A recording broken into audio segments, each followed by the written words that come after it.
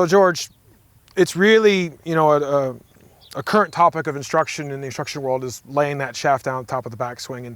And sometimes when you have a better player with you, that's going to cause them to come in from the underneath too much, and they're going to start curving the ball too hard to the left, hitting it lower, coming in really hot, missing their, you know, hitting it long because they de-lofted the club. So what are some of the things, some ideas that you, when you're dealt with that situation, you know, how you help them out? Yeah, you know, it's a good point because it is definitely a topic of conversation, and I think more golfers need to lay the club down than don't. Yeah.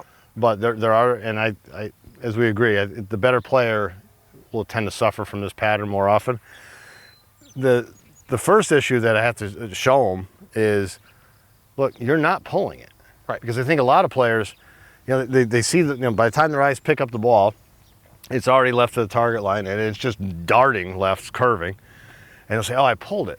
Well, what's the reaction going to be? Well, I got to come more from the inside. Yeah. And now the next thing you know, you got the club, you know, so far behind them that from there, the only thing, there's only two shots they can hit. They can hit a block, and they can hit that big rope hook. Right. And there's a third one. Occasionally they can get lucky and get it to go to target. Sure. But it just feeds on itself. And I think in this case, I tend to work more on the path first. Yeah. And then teach them to stabilize the because the face through the impact is compensating for the inward path, right, or the rightward path, I should say. Yeah. And so and as you see, that's where the dreaded two-way miss comes from. They either release it early and it goes left of left, or they next time they hold on to it through impact and they're hitting the dead block and it's going 20 degrees offline. And like I said, some of these path numbers that are coming so much from the inside, I'd almost describe it as like it's mystery golf. Yeah. Okay, well, I want the ball to go there. In order to do that, I need to swing over there, but then I need to do just enough with my hands to get it to come back over there.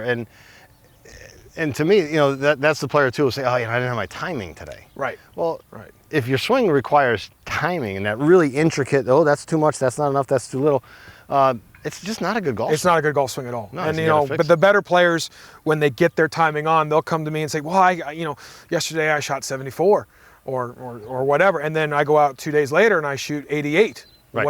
What happened? Yeah, I was like, well, I hit 4 balls out of bounds and exactly. We've all had those clients, and it's when they rely on timing. Timing is fleeting. It can last a hole, a round, a week, a month. But next thing you know, you're back to square one, not knowing, and you know you get those 911 texts. Yeah. I'm shanking the ball. Help me.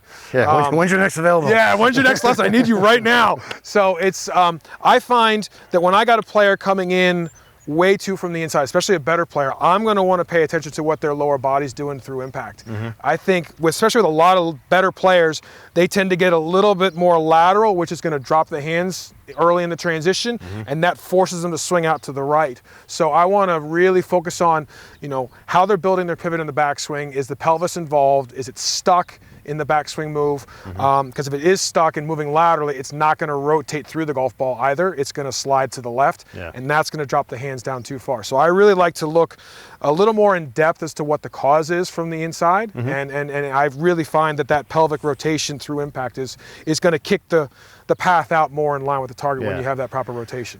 And I certainly look at that, but I tend to look first really at the upper body, what the upper body's doing, because if you get that player who's going to come too much from the inside, from the top of the swing, that right shoulder just keeps working down towards their foot. Now, again, that's going to get your lead hit working out to that bump. Yeah.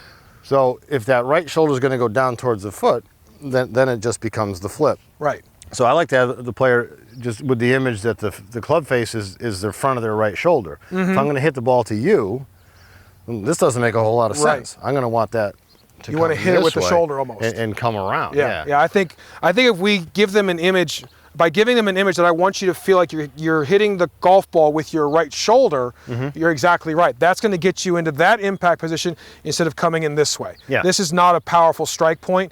This is going to change their image of what they're doing, and that's going to get their path to be more in line better. Yeah, for sure. And then, you know, we're going to have to stabilize the face as part of this. Exactly. Because again, you know, it's a mirror image of the over-the-top guy with the open face, but get somebody, you know, who's been playing a lot of golf coming from in here, you know, it's all this stuff with the hands, just trying to time it. So just a way to show that is I like to have them hold the club down here low, so the grip's touching my side there.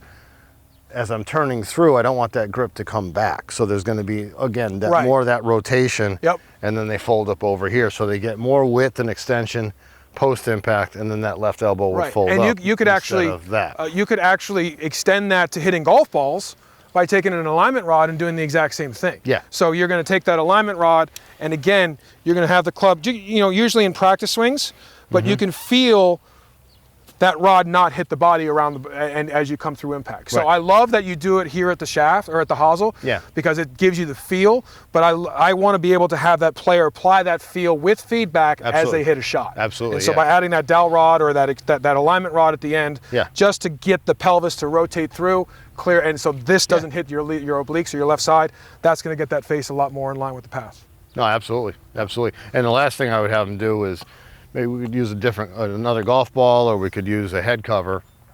But if I'm going to have them hit this golf ball, I'll put a ball or a head cover just inside the target line and show them, look, on film, the swing we looked at in the beginning of the lesson, that club's coming in from here. So now they have the visual of working around that and into there. This one more,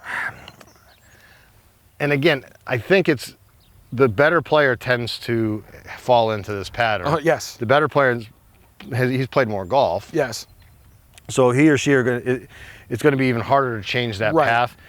This one really has to get exaggerated. Yes, and in say, total opposite pattern too. Oh, I pulled it. Right. And they were there at the beginning of the lesson, and they're there. Right. And they said, oh, that felt so exaggerated. Right. It does take some time. The feedback on the ground, whether it's a head cover ball or something, I think that that makes it more powerful. Yeah. It also, I think, makes it a little bit more athletic than engineer and trying to find a spot. You got an obstruction to get to the golf ball, and you figure out how to work around it. What does that look like? What are those numbers? What does that feel like? Right. And then and a lot of people think they should think about the golf swing when they're swinging the golf club, and to give them that feedback station that you mentioned, that brings the athlete out of them. And we want to be athletic when we're swinging the golf club and not trying to calculate what we do as we do it.